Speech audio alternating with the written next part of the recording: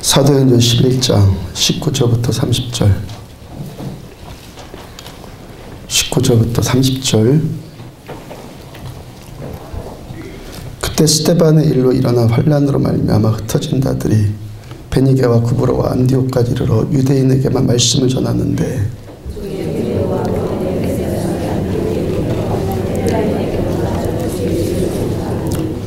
주의 손이 그들과 함께 하심에 수많은 사람들이 믿고 주께 돌아오더라.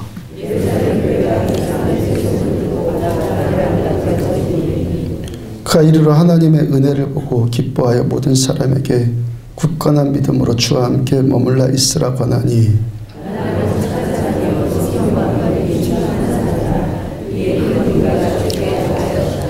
바나바가 사울을 찾으러 다소에 가서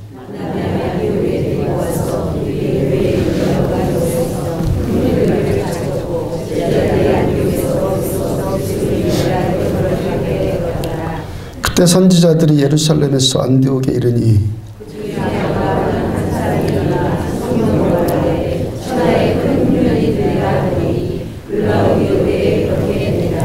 제자들이 각각 그 힘대로 유대에 사는 형제들에게 부조를 보내기로 작정하고 아멘. 하나님께 주신 감동을 전하느라고 한 가지 또 광고할 것 빼뜨렸는데 이따 오후 예배 때는 조미자 선교사님 통역하고 키르기스탄 형제님, 자매님이 말씀 전할 겁니다. 그 특별 헌금하는 시간 갖도록 하겠습니다. 감동이 오시는 분들은 이따 오후 예배 전에 강단에다가 헌금 올려도 되고요. 제가 전해드리도록 하겠습니다. 안디옥교에서 처음 들은 말, 이런 제목으로 사도행전 123번째 말씀 전해드리도록 합니다. 윤호진 스님이 있습니다. 윤호진 스님. 우리 서강대학교 종교신학연구소로부터 특강을 부탁받았는데 불교인이 본 기독교, 불교인의 관점으로 본 기독교. 서강대학교가 카톨릭 계통의 학교이기는 하지만 열린 대학이고 종교학에 관한 강의 시간이니까 당신 오셔서 뭔 말해도 괜찮으니까 그 스님이 윤 스님이 생각하는 기독교에 대해서 말해달라 그렇게 부탁을 했어요. 윤호준 스님이 그때 강의했던 내용인데 제가 조금 줄이고 편집해서 여러분들한테 들려드리도록 합니다. 먼저 그 스님, 불교인들의 그 창조에 관한, 하나님의 창조에 관한 견해예요. 만약에 불교인들에게 창조에 관한 문제를 말하려고 한다면은 그들은 신이 인간을 창조한 것이 아니라 인간이 신을 만든 것이다 라고 말할 것이다 그랬어요. 그러니까 좀 더 정확하게 말하자면은 불교인들에게는 신 자체가 존재하지 않는다. 그러니까 불교인들이 이와 같은 입장에 섰는데 그 창세기의 창조 말씀이 그 진지하게 받아들여지겠습니까? 그러니까 그들에게 있어서 창조에 관한 말씀은 단군 신화 정도의 그런 일종의 신화나 동화 정도, 그 정도로밖에 받아들이지 않는다는 거, 불교인들이. 그러니까 구약의 신이 전지전능하신 신이다라는 그것 자체가 인정이 안 된다는 것이죠. 그 다음에 신이 인간을 창조할 때, 인간을 창조하면서 자기가 창조한 인간에 대해서 아무것도 예측하지 못했다 그랬어요. 그러니까 아담과 하와가 선악과 따먹을 그 얘기한 것 같아요. 그거 따먹을 줄 몰랐다. 그거 예측하지도 못했다는 거예요. 그 다음에 또 그 후에도 신은 인간을 통제하고 인간을 관리할 수 있는 능력을 상실했다고 그랬어요. 그러니까 노아의 홍수 전에 신이 인간들을 보면서 후회했다고 그랬죠. 내가 왜 저들을 만들었을까 하고 후회했다는 그 말씀 갖고 말하는 거예요. 그 기회가 있을 때마다 인간들을 뭐 홍수로 막 쓸어버린다거나 아니면 유황불로 막 태워버린다거나 그러면서 인간 세계를 혼란에 빠져들게 만들더라는 거예요. 그러니까 구약에서의 신은 불교인들이 보니까 자기가 창조한 인간을 그 신이 지배하고 있는 것이 아니라 오히려 그들과 싸우더라는 거예요. 신이 이 사람과 싸우느라고 그냥 고민에 빠졌다는 거예요. 그 다음에는 구세주로서의 예수님에 대한 견해예요. 구세주 예수. 창조주로서 하나님의 존재를 인정하지 못하는데 그가 보냈다는 구세주 그 존재 역시도 인정이 안 될 것 아니겠어요? 그러니까 불교인들에게 있어서 예수가 누구냐? 뭐 그들의 석가모니나 공자나 마호메시나 소크라테스나 그런 그런 성인들 가운데 한 사람일 뿐이다 그래요. 그러니까 모든 인류를 구원한다는 크나큰 사명 갖고 이 세상에 파견된 예수가 이 구원자라고 이 땅에 온 예수가 그것도 죽으면 사흘 후에 부활할 것을 스스로 알고 있었다는 예수가 십자가의 죽음 앞에서 왜 그렇게 겁내고 왜 그렇게 고통스러워하고 왜 그렇게 절망했을까? 그런 질문을 하는 거예요. 제자들 앞에서 내가 내 마음이 죽을 지경이다 그러고 어차피 예정된 죽음인데 할 수만 있으면 살고 싶다고 하고 그렇게 고통스러워하다가 끝내는 나의 하나님 어찌하여 나를 버리셨나이까? 그리고 절망하고 말더라는 거예요. 이와 같은 사실은 예수 자신이 부활도 메시아로서의 역할에 대해서도 예수 자신이 확신하지 못한 것이 아니었을까? 그런 생각들이 성경을 대할 때마다 자꾸 든다는 거예요. 예수님이 왜 십자가를 그렇게 힘들어했을까? 이 부분에 대해서는 우리 교회 유튜브 강릉 안디옥 유튜브에 들어가면은 제가 십자가를 힘들어하신 이유라는 제목으로 제가 설교를 동영상을 올린 것 있어요. 궁금하신 거 보시라고요.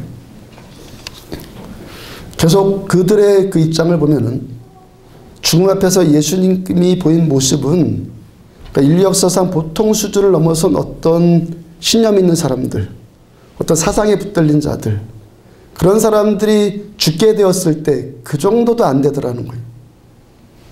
예를 들어서 뭐 사육신의 한 사람인 성삼문이나 독립운동가 안중근이나 또 사상운동이나 민주화운동 벌이다가 죽어간 수많은 사람들이 오히려 예수보다 더 당당하게 죽음을 맞이했다. 그렇게 얘기를 해요.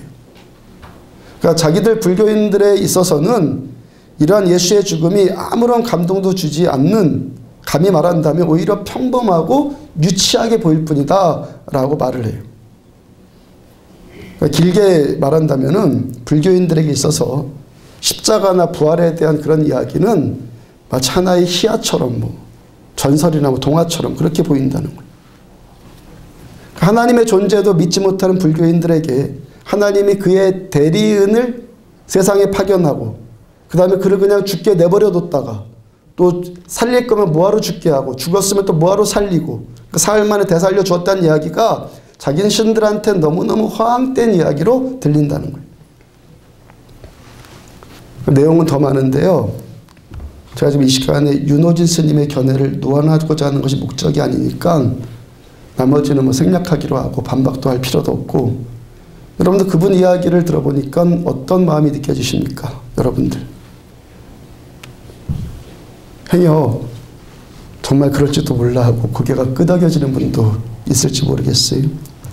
아니면은 그딴 게 다 있냐 뭐 당장 반발하는 분도 계실지도 모르겠고, 또 고개가 끄덕여지면서 야 그건 뭐 그 사람의 생각일 뿐이고 나는 그렇지 않다 하는 분도 계실 것이고, 요즘 세상이 우리 보고 개독이라고 욕하지 않습니까? 정확한 데이터상의 자료는 아닌데 인터넷상에 안티 기독교 사이트를 운영하는 사람들이 많은 부분 불교인들이 운영한다라는 이야기를 제가 들었어요. 만약에 그 말이 맞다면, 정확하진 않지만 하여튼 맞다면 그들이 왜 그렇게 기독교를 우리를 공격하겠습니까? 저는요 윤호준 스님의 그분의 글을 읽기 전에 사실 조금 기대를 했거든요. 이분이 불교계통의 어떤 대학교 교수라고 하고 또 프랑스 유학 시절에 수년 동안 수도원에도 머물러 있었다고 하고, 그래서 수도사들과 교제했었다고, 수년 동안 교제했었다고 하길래 야 이분이 어느 정도 타당한 견해를 말할 수 있겠구나 기대를 했는데, 그 글을 읽어보니까 뭐 글 자체가 그냥 저한테는 그냥 가치가 없더라고요. 왜요? 이분은요 하나님에 대해서, 성경에 대해서 전혀 이해를 하지 못하고 있기 때문에. 이해. 서강대학교에서 강의할 당시에 강의가 끝나자마자 막 예기치 못한 반발이 일어나서 우리 기독교를 모독했다 등의, 그래서 곤욕을 치렀다고 하던데, 만약에 제가 그 자리에 있었다면 저는 그 아무런 반발도 하지 않았을 거예요. 왜? 그분이 지금 이해하고 있는 기독교의 수준은 논할 가치조차도 없기 때문에. 제가 오늘 지금 설교를 이끌어가기 위해서요, 계속 사용하고 있는 단어 하나가 있죠. 뭡니까? 이해. 이해. 어떤 상황에 대한 어떤 그릇된 이해가 우리들의 삶을 얼마나 곤혹스럽게 만들고 당황스럽게 만드는 것을 여러분들한테 지금 제가 말하는 거예요. 저명하다는 배울 만큼 배웠다라는 도 닦을 만큼 도 닦았다는 스님조차도 기독교를 그 정도밖에는 이해하지 못하니까 나머지 불교인들이 기독교를 어떻게 이해하겠어요? 지난주 말씀처럼 안디옥에 있었던 바나바가 175km의 먼 길을 도보로 직접 찾아가서 다소에 있었던 바울에게 가서 안디옥 교회 공동 목사로 청빙을 했어요. 사도 바울께서 17년 동안의 직거생활 마무리 짓고 안디옥 교회로 와서 1년 동안 열심히 목회했어요. 오늘 보면 25절과 26절의 말씀이 그 말씀이죠. 함께 있습니다. 시작. 바나바가 사울을 찾으러 다소에 가서 만나매 안디옥에 데리고 와서 둘이 교회에 1년간 모여있어 큰 무리를 가르쳤고 제자들이 안디옥에서 비로소 그리스도인이라 일컬음을 받게 되었더라. 그러니까 사도 바울께서 안디옥에서 목회한 가장 큰 열매가 지금 뭐라고 지금 성경이 증언합니까? 제자들이, 신자들이 우리가 안디옥에서 비로소 그리스도인이라 일컬음을 받게 되었더라. 이것이 사도 바울이 목회한 가장 큰 결실이었다고 성경이 증언을 해요. 비로소라는 이 단어가 헬라어로 프로톤입니다. 비로소라는 단어 헬라어가 프로톤인데 그 본래 의미가 최초, 처음 이런 뜻이에요. 오늘 설교 제목이 안디옥 교회에서 처음 들은 말인데 신자들이 그리스도인이라는 말을 안디옥에서 맨 처음 그 단어가 2000년 전 안디옥 교회에서 그 단어가 맨 처음 나왔다는 거예요. 그리스도인이라는 이 말을 문자적으로 번역을 하면요, 그리스도를 따르는 사람들이에요. 그리스도를 따르는 사람이 그리스도인이다. 사람들이 안디옥 교회 신자들을 보니까 어땠다는 거예요? 야, 저 사람들은 그리스도를 따라가는 사람들이다 했다는 거예요. 우리 시대에는요, 전에는 그리스도인이라는 단어를 가지고 세상 사람들이 막 예수쟁이라 그랬죠. 요즘엔 좀 언짢은 표현으로 개독이라고 또 하고. 근데 오늘 성경의 정황에서는 그렇게 멸시하는 표현으로 말하는 그리스도인이 아니에요. 그러니까 세상 사람들이 저들을 보니까 우리가 살아가는 방식과는 전혀 다르게 살아가는데 저들의 삶을 보니까 예수를 따라가더라, 그리스도를 따라가는 삶을 살더라 라고 그들이 평가를 하더라는 거예요. 그럼 사도행전의 저자인 누가는 처음으로 그리스도인이라는 말을 들었다는 그 일에 대해서 지금 자랑스럽게 말하고 있는 거예요. 자랑스럽게 지금 교회를 자랑하는 거죠. 참 감사할 일 아닙니까? 이렇게 그리스도인이라는 단어가 감사의 조건임과 동시에 이제부터는 이 단어가 지금부터 기독교에 들이닥칠 대핍박에 대한 전주곡이 돼요. 그리스도인이란 지금까지는 없었던 이 신정 단어로 인해서 세상이 기독교인들에 대해서, 교회에 대해서 이젠 민감해지기를 시작을 해요. 지난주에 잠깐 말씀 전해드리던 것이 우리가 이 믿음의 길을 걷는 대원칙이 하나 있다고 그랬죠.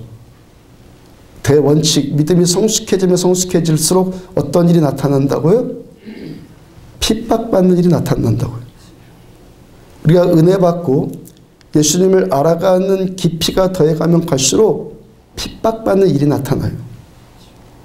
그러니까 우리가 오늘 본문식으로 말씀드리자면 우리가 참 그리스도인이 되면은, 정말 예수쟁이가 되면은 핍박받는 일이 나타나신다는 거예요. 아까 광고 드린 대로 오늘 저녁에 제가 푸른들교회 집회에 말씀을 전하러 갑니다. 푸른들교회 담임 목사님이 제가 거기 가서 그 교회 가서 무슨 주제로 설교할까 그 고민을 덜어주시려고 인지 하여튼 설교 주제까지 다 정해주셨어요. 와서 이런 주제로 설교해달라 했는데 구원이에요. 월요일날 설교 부탁받고 한 주 동안 구원에 대해서 생각해보고 말씀을 틈틈이 묵상하고 설교 준비하지 않았겠어요? 금요일날 오후쯤에 저에게 한 가지 깨달음이 오더라고요. 구원. 이 구원은 우리들의 신앙생활의 전부이다. 그리고 제가 지금껏 신앙생활 해왔던 것들, 지금도 하고 있는 것들, 또 앞으로도 계속 추구해야 될 신앙생활의 전부, 신앙의 전부가 구원이다. 구원은요, 한 번 받고 마는 것이 아니라는 거예요. 그러면서요, 구원에 대해서는 세 가지가 있다는 깨달음이 왔어요. 첫째는 처음 받은 구원. 처음 받은 구원. 여러분들한테 계속 강조하잖아요. 인격적으로 예수를 만나라. 살아계신 예수님이 나를 사랑하시고 예수께서 우리들을 구원하시기 위해서 십자가에서 죽으신 이 사실이 절절히 믿어지고 깨달아지고 그래서 감사하고 감격하고 때로 회개하는 일까지 나타나지고 이것이 뭡니까? 믿음의 첫 출발, 처음 구원, 처음 받은 구원. 두 번째는 누리는 구원. 뭐라고요? 누리는 구원. 하나님 전능하신 하나님 맞습니까? 전능하신 하나님 맞습니까? 전능하신 하나님께서 나를 사랑하시고 우리들은 예수님의 십자가의 부활을 믿음으로 말미암아서 하나님의 자녀가 되었어요. 하나님 내 아버지예요. 내 아버지가 누구라고요? 하나님. 나를 사랑하시고 모든 것이 다 가능하신 전능하신 하나님이 내 아버지인데 그럼 자식이 그 아버지의 부요함을 누리는 것 당연한 것 아니겠어요? 맞아요? 그분이 내 아버지인데 하나님의 부요함을 누리는 것 당연하죠. 할 수 있거든요. 무슨 말이냐? 믿는 자들에겐 능히 하지 못할 일이 없느니라. 경험해야 될 것 아니에요. 너희가 나와 같은 일을 할 것이고 나보다 더 큰 일을 하게 될 것이다. 경험해야 될 것 아니에요. 믿는 자들에게 이런 표적이 따르리니 그들이 내 이름으로 귀신 쫓아내며 방언 말하며 뱀을 집으며 우순동 마실지라도 해를 받지 아니하며 병든 자에게 손을 얹은 자 나으니라. 경험해야 할 것 아니에요. 누려야 되잖아요. 하늘나라는 말에 있지 않고 능력에 있다. 누려야 되잖아요. 이게 뭡니까? 누리는 구원. 누리는 구원. 복음서를 보면요. 예수님이 병자들을 치유해주고 뭐라고 하나 항상 선포하시냐면 네가 구원받았다 그래요. 네가 치유받았다 하지 말고 말씀하지 않고 구원받았다 그러신다고요. 이 모든 것들이 다 구원이라고 헬라어로 소조. 구원은요 다 포함하는 거예요. 초등학교 6학년 때 6학년짜리 제 딸아이 친구 중에 콩콩이 타고 놀다가 발목이 겹질려져서 다친 아이가 있다고 그래요. 그래서 이 아이가 병원 가서 치료받았어요. 그러다 놀다가 또 다쳤어요. 똑같은 부위를.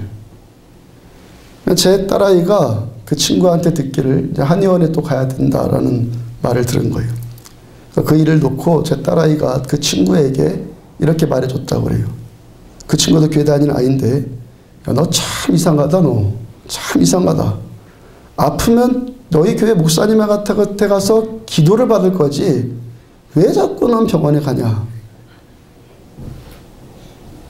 이 아이에게는 유치원생 아니거든요. 6학년이에요. 6학년이면 벌써 사춘기 왔고 이 아이에게는요 정말 그 믿음이 있는 거예요.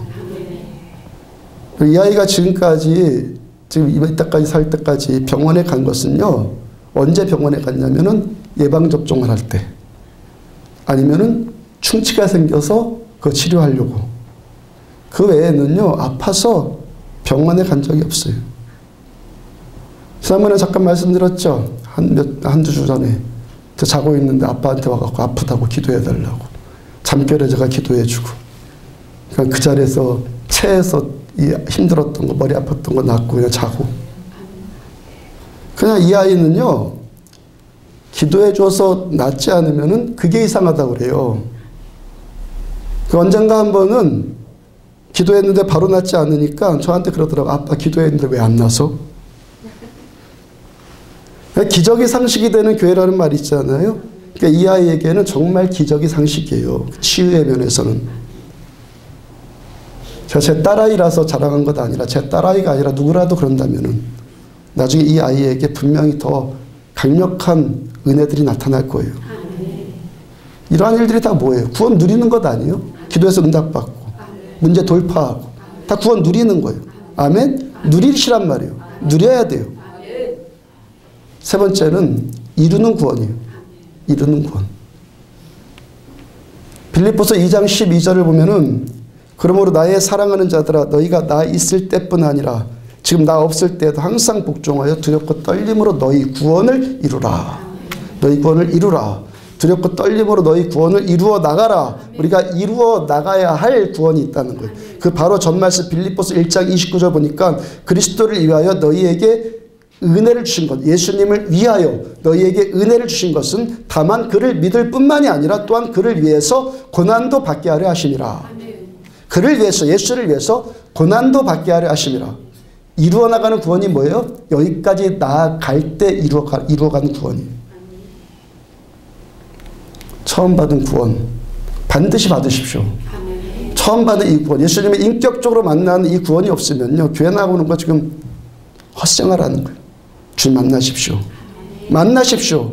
그 다음 두 번째는 구원을 누려야 돼요. 요한복음 1장 12절 영접하는 자 곧 그 이름을 믿는 자들에게는 하나님의 자녀가 되는 무엇을 주셨으니? 권세, 자격, 권세를 주셨다고요. 그러면 우리는 하나님의 부여하심을 받아 누릴 자격이 있다 없다? 있다. 나는 하나님의 자녀니까 아버지의 것을 누릴 수 있는 자격이 있죠. 근데 거기서만 그치면 안 된다는 거예요. 거기에만 그쳐 있으면 아무리 우리에게서 방언이 나타나고 예언이 나타나고 병고침이 나타나고 세련된 기도 언어를 구사하고 기도에서 문제를 돌파해 나가는 능력이 나타나질지라도 그 신앙은 어린아이 신앙이에요. 고린도 교회가 그 소리 들었잖아요. 너희가 아직 어린 아이들이다. 그 교회에서 온갖 은사들이 다 나타났어요. 그런데 너희는 아직 어린아이다. 지난번에요, 당신은 사랑받기 위해 태어난 사람, 이 노래로 소재로 해서 잠깐 말씀드렸죠. 받으려고만 하는 것은 유치원생 수준이다 그랬죠. 주님께서 우리들에게 은혜를 주신 것은 먼저 예수를 믿게 하기 위함이다. 우리가 예수 믿음으로 인해서 누릴 수 있는 모든 구원의 혜택을 누리라는 거예요. 믿음으로 누리십시오. 그 다음에 뭐라고 그러셨어요? 또한 그를 위하여, 예수를 위하여 고난도 받게 하려 하심이라. 여기까지 가야 한다는 거예요. 한 가지 오해하지 말 것은 우리가 살면서 당하는 어려움들, 서름들, 남도 당하는 그런 것들, 교회 안 다니는 사람들도 경제적인 어려움 겪죠. 뭐 몸 아파서 아프고 뭐 관계가 안 좋아서 힘들고, 그런 정도의 고난 말하는 것이 아니라 예수를 위해서 당하는 고난, 그를 위해서, 아멘? 예수를 위해서 당하는 고난, 나의 어떤 문제 때문에 당하는 어려움이 아니라 예수를 내가 믿기 때문에 예수를 위해서 당하는 고난, 예수님을 위해서, 예수 믿기 때문에 내가 어떤 핍박받는 일이 나타나고 있다면은 우리가 새 예루살렘 성전의 보석과 같은 벽돌로 우리들은 분명히 지어져 나갈 거예요. 근데요, 그게 아주 소수라는 거예요. 너무너무 소수라는 거예요. 두 번째 단계 정도까지는 가요. 이루는 구원 나가는 사람들은 너무너무 소수예요. 예수님을 더 깊이 알아가고 더 영적인 사람이 되어 갈수록 고난과 핍박이 오는 것은 신앙의 대전제예요. 어쩜 현대의 기독교인들이 여기까지 나가지 못하기 때문에 세상으로부터 뭐 예수쟁이라고 비아냥 소리 듣고 그냥 개독덕의 그런 소리 듣는 것 아니겠어요? 초대교회 당시에요,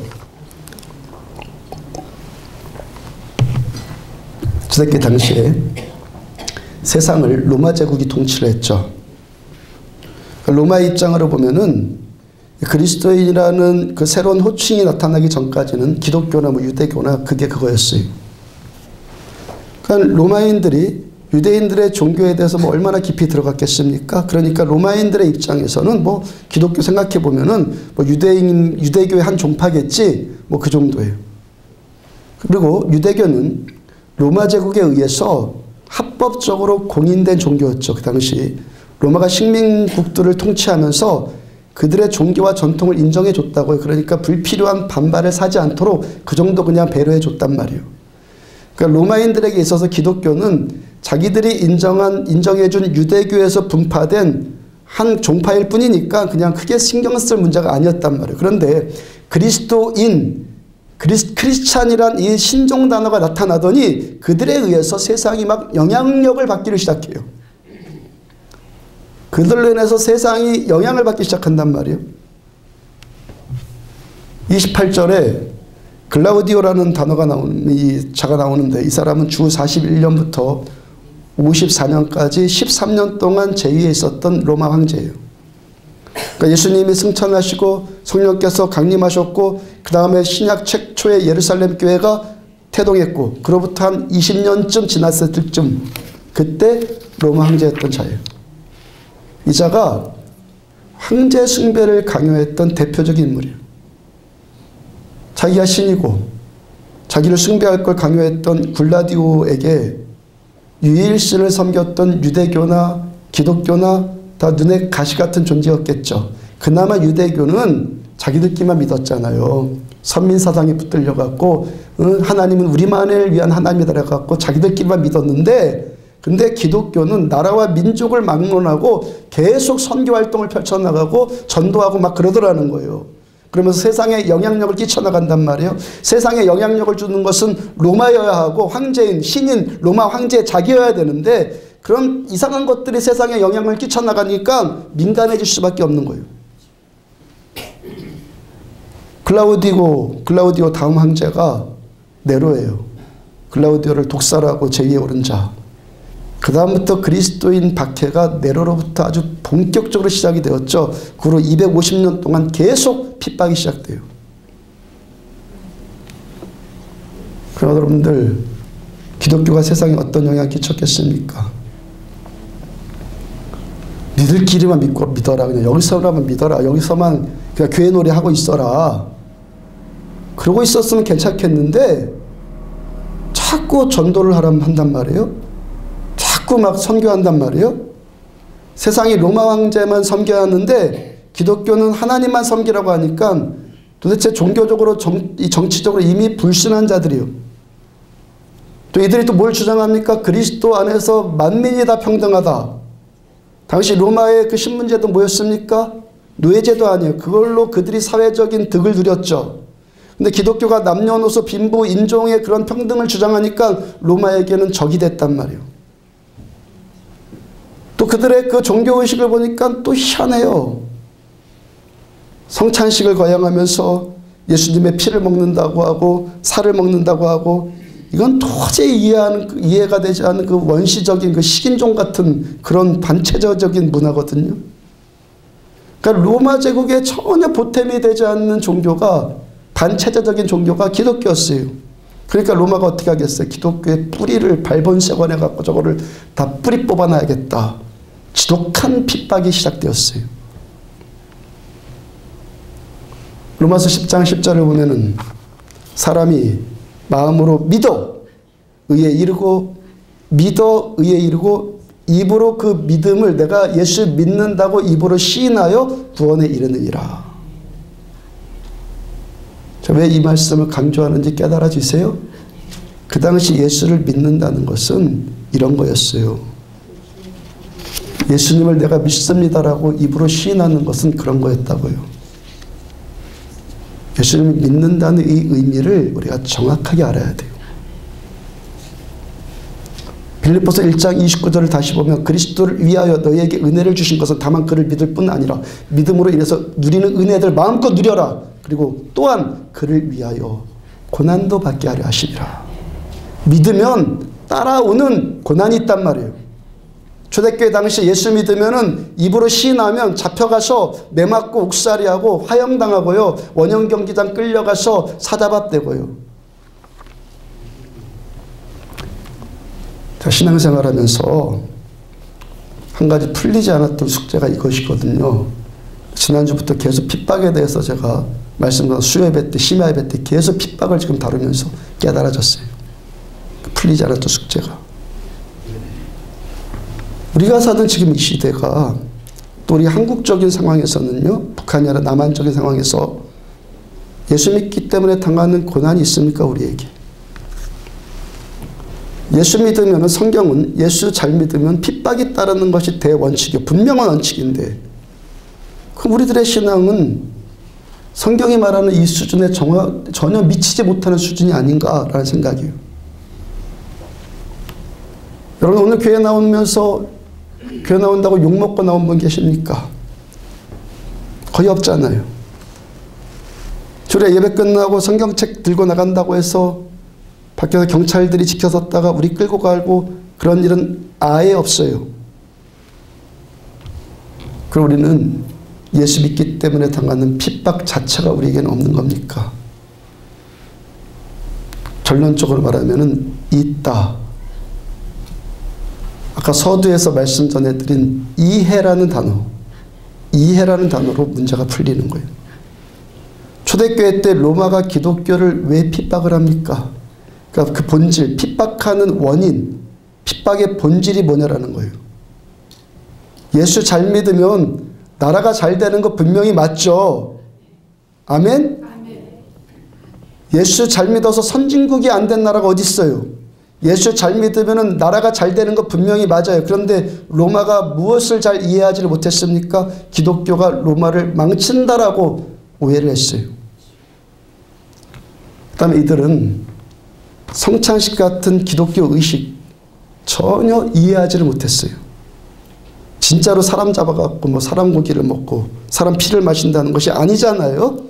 떡과 포도주를 마시면서 예수님의 십자가의 대속의 구원을 기념하는 것인데 그들은 그 일을 이해를 하지 못해요.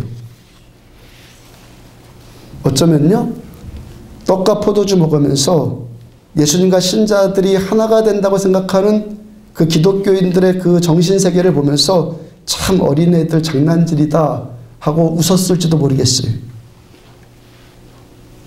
우리가 성령의 인재 가운데, 말씀 가운데 성찬식을 거행하면 우리들 내적으로 경험되어지는 평안이 있죠.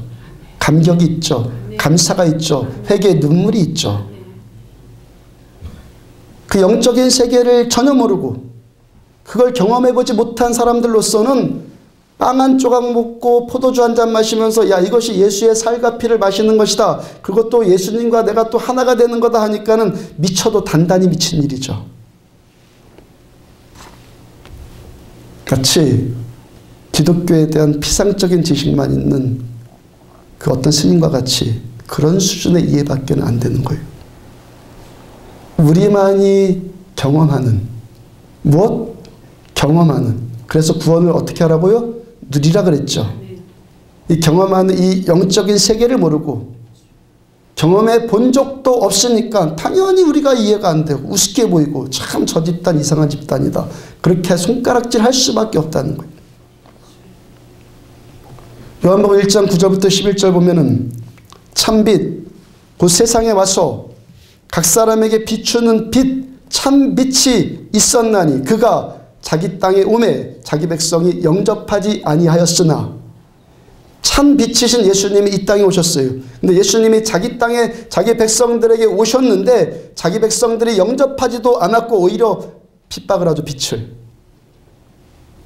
그전 5절을 보면은 빛이 어둠에 빛이 돼 어둠이 깨닫지 못하더니 이해하지 못하더니 빛이 자기 백성에게 왔는데 왜 그 백성이 영접도 하지 않았고 왜 오히려 핍박을 합니까? 깨닫지를 못해서 그래요. 지금까지 이 사람들이 어두움에만 갇혀 있고 어두움의 일밖에 몰라요. 육신적인 생각들, 이성적인 생각들, 감정적인 것들, 지성적인 것들, 상식 수준 그런 세계밖에 몰라요. 지금도 여전히 그 어두움의 세계만 갇혀 있어요. 어두움에 있으면서 자기들이 어둡다는 것을 전혀 모르죠. 자기들은 옳다고 생각하죠. 그게 이 수준이 네 지성적인 이 판단이 옳다. 옳으니까 핍박하는 거예요. 빛의 세계를 볼 수도 없고 빛의 세계를 이해할 수도 없고 깨달을 수도 없어요. 그런데 그 이해할 수 없는 그 세계가 실제로 나타나니까 핍박하기를 시작하는 거예요. 여러분 왜 핍박하고 멸시한다고요? 이해가 안 되니까. 이럴 때 겸손한 사람은 수용적이고 겸손한 사람은 자기가 모르는 세계에 대해서 입을 다물 텐데 교만한 사람은 대적해요. 예수 믿어도 교만한데 예수 안 믿는 모든 사람들은 교만 자체거든. 제가 종종 말씀 전해드리는 것이 방언을 못하는 사람은 방언을 말할 자격이 없어요. 신유가 나타나지 않는 사람은 신유를 비판할 자격 자체가 없죠. 맞아요? 그걸 경험을 못한 사람이 어떻게 그걸 대해서 말을 해요? 이 사람은 거의 대부분이 안 나타난 사람들이 비판을 하거든요. 왜요?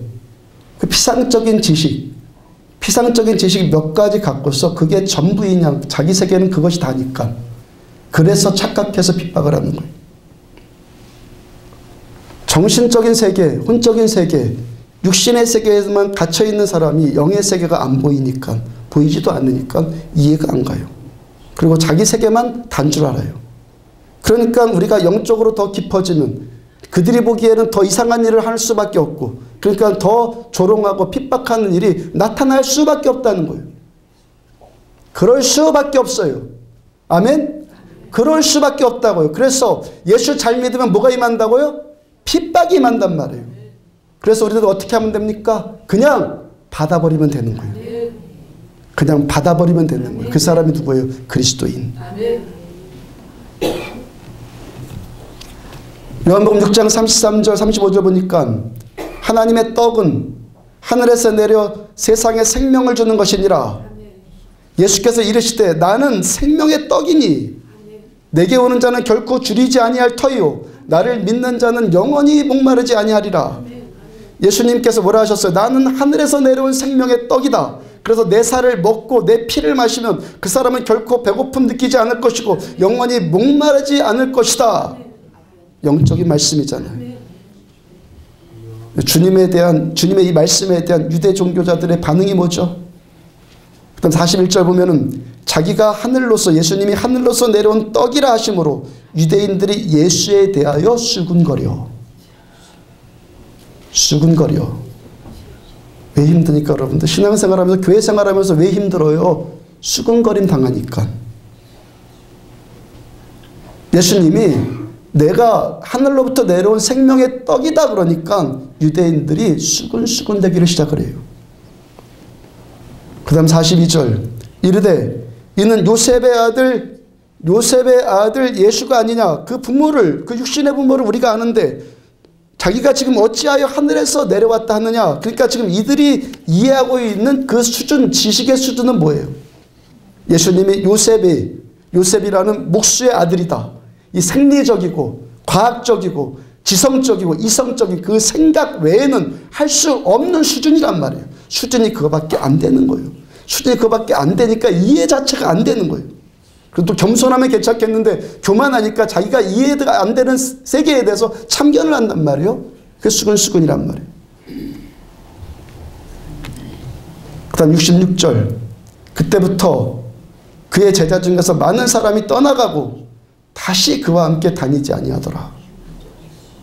내가 하늘로부터 내려온 생명의 떡이다. 이 말씀 듣고요. 이제껏 예수님을 따랐던 많은 무리들까지도 어떻게 했다고요? 다시는 예수 따르지 않더라. 왜요? 저자가 미쳐도 단단히 미쳤군. 겸손한 자는 복이 있다. 원수까지도 사랑해라. 이렇게 모든 사람이 수긍할 수 있는 말씀에 대해서는 모두 다 고개를 끄덕끄덕 하는데 당연한 지당한 가르침인데 다 따랐는데 나는 하늘에서 왔다? 나는 생명의 떡이다. 나를 먹어라? 그 이상한 말은 도무지 접수가 안 되거든요. 접수가 안 돼. 왜 그래요? 지금 그들의 이해 수준이 그것밖에 안 되니까 지성의 수준, 이성의 수준, 상식의 수준 그 이상을 생각할 수 없는 수준이기 때문에 그 세계를 깨닫지도 못하고 이해할 수도 없고 경험도 안 되죠. 그러니까 어떻게 합니까? 수군거리기를 시작하고 등 돌려버려요. 그 다음에 배신해버리는 거예요. 핍박이 시작된단 말이에요. 우리 예배 드리면서 찬송 시간도 많고 똑같은 찬송 여러 번 반복해서 부르잖아요. 그래도 주일날은 찬송가를 별로 안 불러서 그러는데 수예배 때는 찬송가만 부르거든요. 찬송가가 1절부터 4절까지 있잖아요. 한 번만 더 반복하면은 몇 번 부르는 거예요? 거의 10번 부르는 것 되죠. 여러분, 찬송가의 곡조가 얼마나 단순하고 쉽습니까? 만약에 음악을 즐기고 싶은 사람이 있으면은 찬송가만큼 부르기 지겨운 것이 없어요.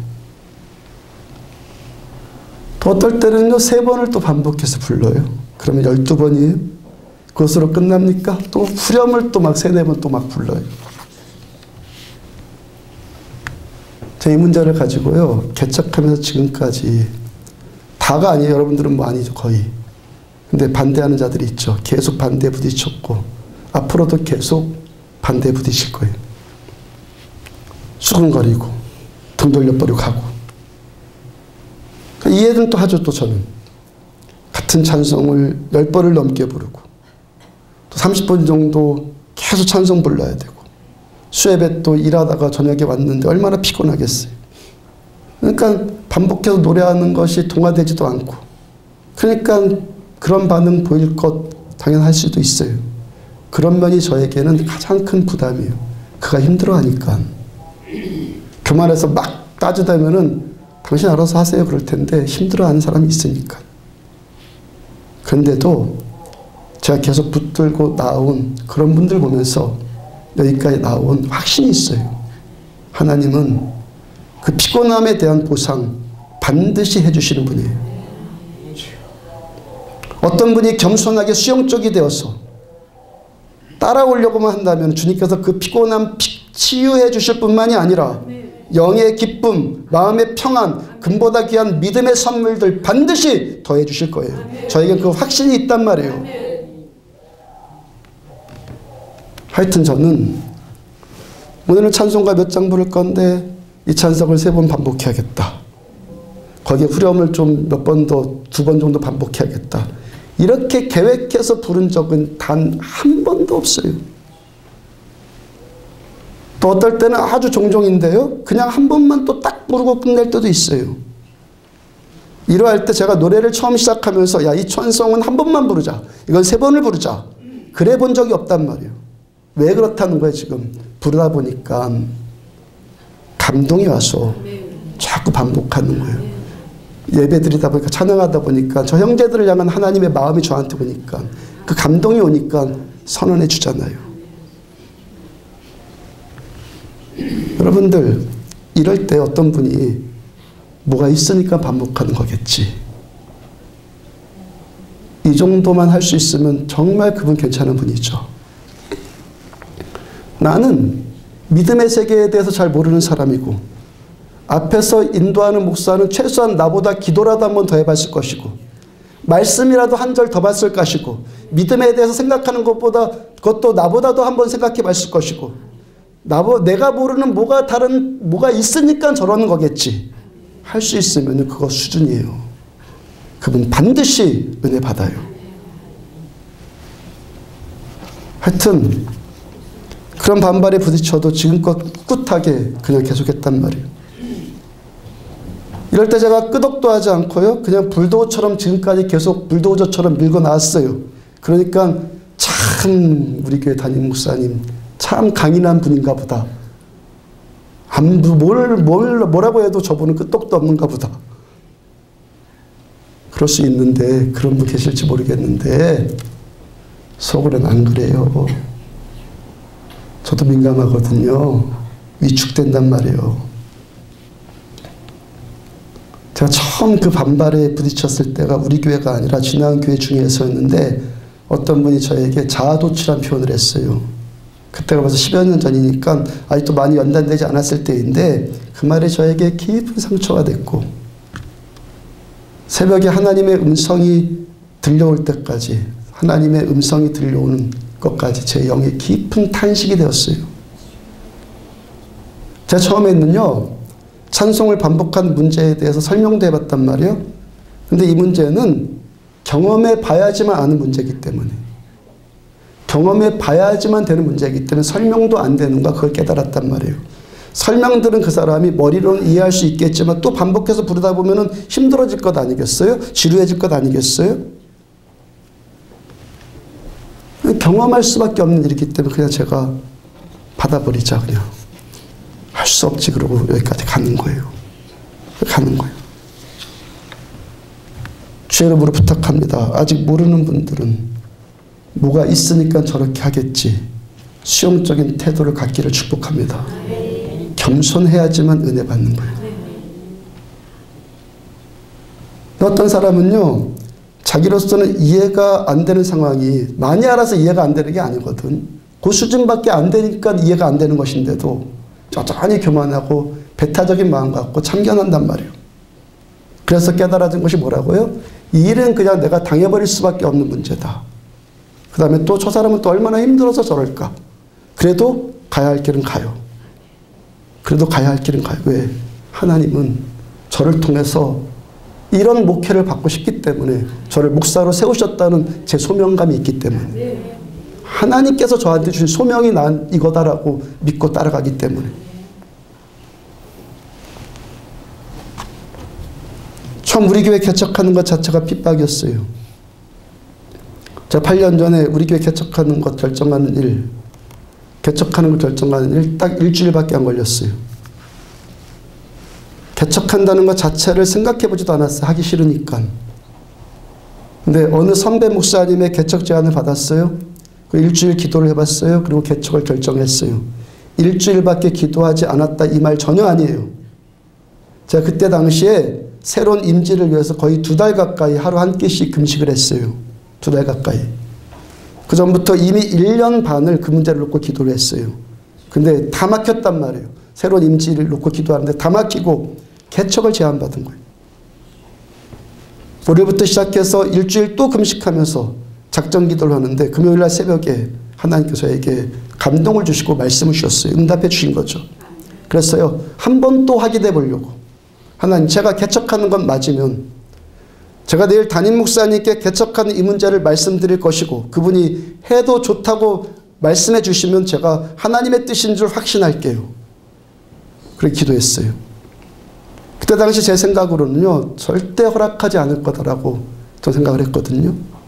근데요, 의외의 상황이 벌어졌는데 뭐 그냥 특별한 말씀도 없이 그냥 그래 해라 그러시더라고요. 그 개척 장소로 소개받은 총 20평짜리 상가 건물까지 같이 가서 열심히 해봐라. 그랬어요. 하나님의 뜻 분명히 맞다 이건. 근데요, 그 다음부터 핍박이 오기를 시작했어요. 저는 일주일 기도해보고 결정한 일인데 일주일 기도해보고 개척의 문제만 놓고 한 1년 전부터 개척할 음모를 꾸민 자가 됐어요. 온갖 거짓말로 저는 담임 목사님을 배신한 가장 나쁜 자가 되어 있었어요. 저와 아내가 본교회에서 연애 결혼했거든요. 우리 처음 통합했을 때 총회장 오셔가지고 이 말씀 전하셨죠. 축하하셨잖아요. 그분이 그때 담임 목사님이셨는데 그분이 주례하셨거든요.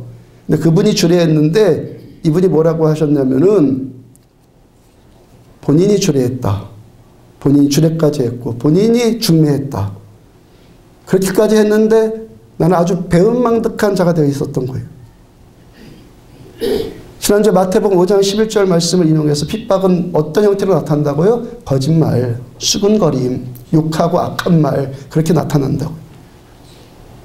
근데 그 내막을 모르고 그런 거짓말들 요만큼만 표현하는데 얼마나 많은 거짓말들 돌아다니는지 몰라요. 너무너무 부끄러웠어요. 전 당당했는데도 부끄러운 거예요. 너무 그런 말이 돌아다니니까. 그러니까요, 개척하면서 한 사람한테 제가 전화를 못했잖아요. 좀 도와달라고 개척하니까. 아무한테도 안 했어요. 그냥 혼자 그냥 맨 땅에 헤딩해갖고 일어선 거 아니에요. 근데 그 내막을 전혀 모르니까 저는 하여튼 선배의 말을 듣지 않았으니까 윤리적으로만 생각해보면 나쁜 목사 맞죠. 누구에게 하소연 한번 할 수도 없는 그런 외롭고 막막하고 고통스러운 시간들 그거 겪었다고요. 분노를 막 눌러야 하는 그런 시간들. 근데 저에게 그만두거나 포기할 수 없었던 단 한 가지 이유가 뭐라는 거예요. 이 일은 누가 뭐래도 하나님이 저에게 원하시는 뜻이고 명령하신 뜻이기 때문에 그 말씀 때문에 제가 그 다음 사역지를 놓고 이미 그 교회 부임하자마자 기도를 시작했다고 그랬잖아요. 매일 했어요. 1년 반 이상을. 그 2달가량을 금식으로 기도했고 마지막 일주일은 더 집중적으로 기도했잖아요. 그래서 하나님의 음성을 들었잖아요. 영적인 확신이 왔잖아요. 그리고 개인적이고도 영적인 일을 제가 체험한 거잖아요. 그렇죠? 하나님과 저만 아는 개인적이고 영적인 일을 체험했단 말이에요. 그런데 그런 일을 하지 않은 사람은 어떻게 받아들여지는 거예요? 그냥 이성적이고 상식적인 수준으로밖에는 그게 받아들여지지 않으니까 그렇게밖에 판단할 수 없는 거죠. 이해가 안 된단 말이에요. 나의 행동이 이해가 안 된단 말이에요. 그러니까 핍박을 받을 수밖에 없는 거예요. 깨달아집니까? 나의 행동이 이해가 안 되니까 핍박을 하는 거예요. 여기 있는 우리들 모두가 주님 사랑하는 깊이나 영적인 깊이 다 다르잖아요. 어떤 분은 정말 교회 사랑해서 시간 들이고 몸을 헌신하고 그런 분이 있어요. 힘 다해서 헌금하는 분도 계세요. 자기 시간 포기하고 한 영혼이라도 더 전도하기 위해서 시간 정성 들이는 사람도 있어요. 영적인 깊이가 더해질수록 주님이 더 민감해지기 때문에, 주님이 더 민감하게 인식되기 때문에 주님의 종도 인식이 돼요. 아멘? 영적인 깊이가 민감해지면 주님이 인식이 되니까 주님의 종도 인식이 돼요. 근데 요즘에는 막 목사라고 그러고 막 그러잖아요. 그게 왜 그러냐면 주님이 인식이 안 되니까 주의 종도 그렇게밖에는 인식이 안 되는 거예요. 주님을 알아가면은 주의 종을 진심으로 섬기기 시작해요. 근데 그 깊이를 모르는 사람은요, 이성적으로밖에 판단할 수 없기 때문에 참 저 사람 과하다 뭐 그렇게 생각할 수 있죠. 거기다가 어둠이 틈타면은 야, 저자가 또 어떤 복선을 깔고 저런 짓 하는가, 시기질투의 마음에 사로잡힐 수 있죠. 그리고 수근거리기 시작하고 배척하기 시작하고 따돌리기 시작하죠. 또 보편적으로 소외당하는 사람, 따돌림 당한 사람들 보면은 그 사람을 보살펴 주려고 하는 그 사람까지도 같이 따돌림을 당하죠. 이런 사람에게 영혼을 향한 주님의 긍휼의 마음이 있어서 그를 보살펴 주면 그도 역시 따돌림 당하죠. 이게 다 왜 그러는 거예요? 왜 그러죠? 이해하지 못하기 때문에 나타나는 현상이라는 거예요. 이해하지 못하기 때문에.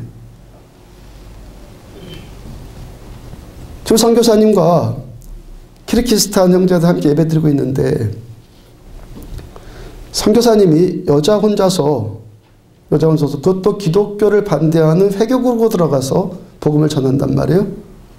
그리고 이렇게 영의 자녀들 데리고 여기까지 같이 오셨잖아요. 가서 고생만 죽도록 했단 말이에요. 병까지 들었다는 말 제가 들었어요. 근데 그럴 때 야, 저분 참 고귀한 삶을 산다 하는 인본주의적인 생각할 수 있죠. 그 정도 누구나 다 하죠. 참 고귀한 삶을 사는구나.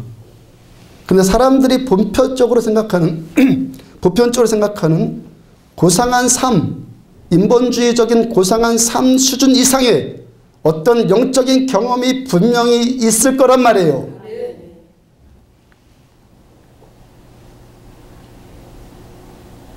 육신의 눈으로만 보면은 고생만 하고 힘들기만 하는 일인데 주의 종 안에, 선교사님 안에 선교사만이 느낄 수 있는 영적인 경험이 있기 때문에 이 일을 한단 말이에요. 참 당신 거기 가서 얼마나 힘듭니까? 그런 인본주의 정도가 아니라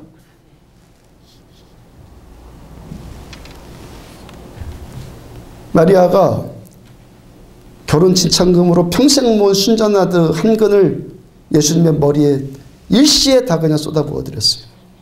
그 가격이 얼마큼이냐면은 젊은 장정 한 사람이 1년을 노동일 해갖고 1년을 일해서 하나도 안 쓰고 꼬박 모은 돈이에요. 300데나리온. 그만큼 가치의 그 기름을 예수님께 그냥 일시에 쏟아버려 버렸단 말이에요. 낭비죠. 저 돈 갖고 가난한 사람 구제하면 요즘 돈으로 한 사람당 10만 원씩 300명을 도울 수 있는 일이에요. 그러니까 3천만 원 정도를 일시에 예수님께 그냥 부어버렸고 그거 보고 가룟 유다가 마리아를 보고 막 수근거리고 핍박하기 시작하죠. 더 안타까운 것은 제자들도 가룟 유다에게 다 동조해서 마리아를 핍박하고 있다는 것. 그때 주님 뭘 말씀하십니까? 가만둬라. 저 여인의 저 행위는 니들이 이해하는 수준이 아니다. 저 여인의 행위는 내가 십자가에 달려 장래 치를 것을 미리 기념해서 하는 거다. 아마도 마리아도요, 정확하게 이 사실 몰랐을 거예요. 그냥 마음속에 성령께서 주시는 주님 앞에 있는데 성령께서 주시는 마음에 감동이 왔을 거란 말이에요. 그냥 너 하나도 남기지 말고 아끼지 말고 순전한 한글을 예수님께 다 쏟아 부어라. 그냥 그 감동이 와서 그냥 했을 뿐이에요, 마리아는. 마리아가 느끼는 그 감동, 그 영적인 세계를 경험하지 못하는 가룟 유다를 비롯한 나머지 제자들, 어떻게 지금 그 수준을 이해하는 거예요? 단지 이성적으로, 상식적으로, 합리적으로, 그 계산적인 수준, 거기밖에는 이해를 못하는 거예요. 이해가 안 되니까 핍박을 하는 거예요. 영적인 세계가 열려지지 않는 자기 수준으로밖에는 이해할 수밖에 없으니까 마리아의 그 행위가 도저히 이해가 안 되거든요. 3천만 원을 그냥 팍 쏟아부어요, 땅바닥에다가. 미쳐도 단단히 미쳤군. 핍박이 오죠, 당연히. 만약에 목사가, 예를 드는 걸 그렇다는 게 아니라, 목사가 목회하다가 암병이 들어서 수술해야 되는 일이 생겼다고 가정을 해봐요. 아마도 여러분들 가운데서 수술비에 보태라고 헌신할 분 여러분 계실 거예요. 분명히 귀하죠. 근데 제가 이제 병 안 들었어요. 병하고 상관없어요. 근데 어떤 분이 저에게 돈 주면서 하시는 말이, 목사님, 이 돈 갖고 어디 가서 펑펑 쓰다가 좀 쉬다 오세요. 그럼 어떻겠습니까? 물론 제가 어디 가서 팡팡 놀다 오겠습니까? 그건 제 사정이고, 그렇게 돈 준 사람, 그렇게 돈 준 사람은 어떤 말을 수군거림을 듣겠습니까? 분명히 어떤 말들을 들을 것 아니겠습니까? 주변에서 크리스찬 형제들 얼마나 고생할까 하면서 그 여비들, 교통비들, 필요한 것들은 누구든지 할 수 있어요. 그렇지만 그 생각이 아니라 당신들 이 돈 갖고 하고 싶은 대로 마음대로 하세요 라고 할 수 있는 그 사람, 그게 마리아의 헌신이에요. 그게 요즘 마태복음을 계속 심야 기도회 때 강해를 해나가는데, 복음서에서 예수님께서 바리새인들 서기관들에게 끊임없이 대적받으셨죠. 근데 바리새인들 서기관들이 예수님을 대적할 때 틀린 것 주장하는 것 한 번도 없더라고요.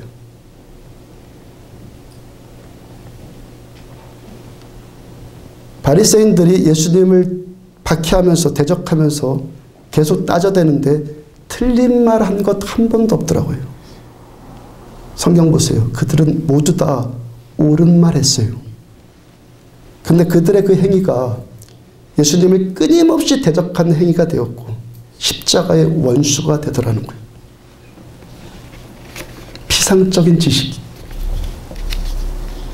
피상적인 지식이 잘못하면은 하나님의 원수가 되는 악한 지식이 될 수 있다는 거예요. 이 수준 잘 깨달으십시오. 깨달으십시오. 여러분들은 이 도구로 쓰임받지 마십시오. 여러분들은 이 도구로 결코 쓰임받지 마십시오. 주님께서 복음서에서 말씀하신 것처럼 바깥 어두운데 쫓겨나서 슬피 울며 이를 갈미 있으리라. 그런 분들 여러분들은 한 분도 없기를 바랍니다. 옳은 것 가지고 핍박하는 거예요. 옳은 것 갖고 대적하는 거예요. 근데 그게 피상적인 지식이에요. 그리고 그리스도인 이루어가는 구원을 이루는 그리스도인, 그런 피상적인 지식으로 해서 당하는 모순, 당하는 그 핍박을 흡수해 나가는 실력을 갖춰 나가는 사람이에요. 어차피 그럴 수밖에 없어요. 세상은 이런 모순이 있을 수밖에 없어요. 그리스도인이 누구라고요? 그거 흡수해 나가는 사람이에요. 내가 예수 믿으면 믿을수록, 하나님과 가까워지면 질수록 하나님과 나만의 어떤 그 친밀함, 남들은 모르는 그 친밀함을 통해서 나타나는 어떤 태도들, 그것들을 이해하지 못하는 말들이 누군가로부터 분명히 나온단 말이에요. 그런데 그 모순과 부당함을 흡수해가는 실력을 우리가 갖춰나가면서 거기서부터가 그리스도인이다라고 인정받는 일이 나타나진다는 거예요. 여러분, 그리스도인은 모든 사람이 다 이해해 주어서 뭔가를 하는 사람이 아니에요. 그리스도인은 때로 나를 이해하지 못하는 어떤 사람들이 수근거리고 핍박하고 거짓으로 대적하고 악한 말을 할지라도 모순된 그 일들을 그냥 내가 흡수해버리는 거예요. 그리고 예수님과 나만 아는 그 길, 주님과 나만 아는 그 길을 여전히 계속 가는 사람이 그리스도인. 이루어 나가야 할 구원.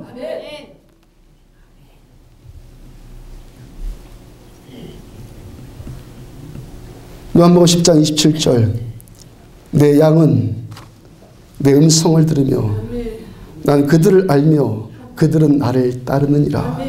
주님의 양은 주님의 음성을 듣고 그 음성 따라서 자기 행동 결정하고 자기 행동 따라가는 사람이 주님의 양이다. 그리스도인은 사람의 이해를 바라지 않고 단지 주님만의 음성을 듣고 주님께서 나에게 주시는 그 감동 따라서 사는 사람이 그리스도인이다. 세상이나 육의 사람이나 이성적인 사람이나 합리적인 사람들의 어떤 지지를 따라가는 것 아니라 오히려 핍박할지라도 주님 음성 듣고 끝까지 주님만 따라가는 사람. 이때 주께서 주시는 약속이 있어요. 그 다음에 28절, 내가 그들에게 영생을 주노니 영원히 멸망하지 아니할 것이요 또 그들을 내 손에서 빼앗을 자가 없다. 핍박은 임할 거다. 그렇지만 멸망하는 것 같지만 멸망당하지 않는다. 빼앗기는 것 같다. 그렇지만 빼앗기지 않는다. 그 다음 29절, 그들을 주신 내 아버지는 만물보다 크심에 아무도 아버지의 손에서 빼앗을 자가 없다.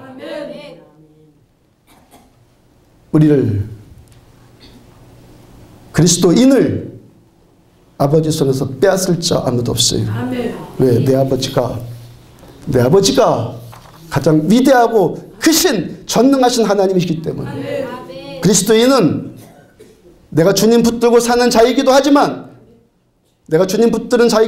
궁극적으로는 주님이 나를 붙들어 주시기 때문에 사는 자들이 그리스도인이에요. 나를 택해 주신 주님, 나를 붙드시는 주님의 손, 그 손 결코 놓지 않으세요. 결코 안 나요. 하나님이. 그리스도인 되십시오.